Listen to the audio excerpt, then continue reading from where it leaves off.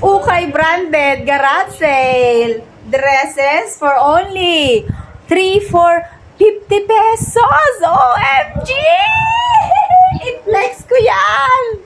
Namaos ako, besh, sa kakaukay-ukay. Pero ayan naman, sulit na sulit dahil ang dami kong pang aura-aura. Ayan nga ang mini dress na perlalo, pang Jezebel yarn.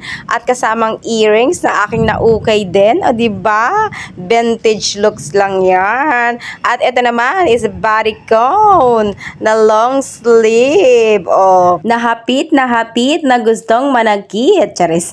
May curve yan kasi nga suot ko yung aking underwear na push-up body shaper. Na kahit na umupo ka, hindi siya malulukot or bubukol sa iyong dress. Mabibili nyo siya dyan. Makakapag-check out kayo sa aking TikTok shop. So, available siya. Meron siyang other color and sizes. So, check out nyo na yung aking TikTok shop, guys. At ito namang dress na long maxi dress, guys, na may patali ang gilid. O, diba? Ang ganda nito at comfortable talaga ako dito dahil mag-cotton siya. So, pwede siyang pang araw-araw lang. O, eto naman. Red kong red. Meron na akong pang Christmas party, day. At pinartneran pa na itong jewelry na pagkaganda-ganda, diba? O, para siyang sa Swarovski at yung may earrings pang partner. Nabili ko rin din yan sa ukay, guys, for 100 pesos. O, diba, ang cute ng dress na to. Pang Christmas party ko na to, day. At eto naman, pang babaeng marangal, guys. At pinartneran ko pa na itong Louis Vuitton na pimana sa akin ang future kagawad namin dito. Congrats na agad sa'yo, sis. At tara na mag-meeting. Marangal ako today. Charis. At ito naman, guys, simple but classy. All black. Hapit na hapit.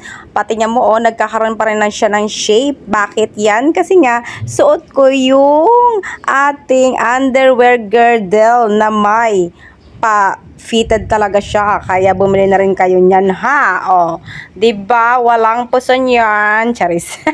At eto, bet na bet ko yung tela nito, guys. Super classy at yayamanin. May pasatin pa dito sa taas, oh. Parang yung tela niya is stretchy. Basta ang ganda niya, pang date, oh, pang date out night, pang date nyo sa apam nyo. Basta pang date namin ni Daddy. Ang ganda niya, bet na bet ko talaga to. Medyo masikip lang siya sa akin ng very slight, kaya magsumba pa more para sakto yung fit niya. At eto naman, oh, hindi ko alam kung ano yung peg ko dito na plantita na green, may pagka heart evangelista style lang yan, oh. Mayroon lang siyang damage na nahila ko yung botones na tanggal dye, pero pwede ko siyang itahiin. Plain at plains ang brand nito, ha, kaganda, o, diba? Pag ako ay magdidilig ng halaman, pwede ko siyang suotin. Meron din yung kasamang bed, so pwede nyo itong suotin.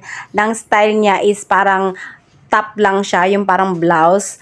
Kasi medyo malaki sa akin. So, pwede ko siyang suotin as a dress, diba?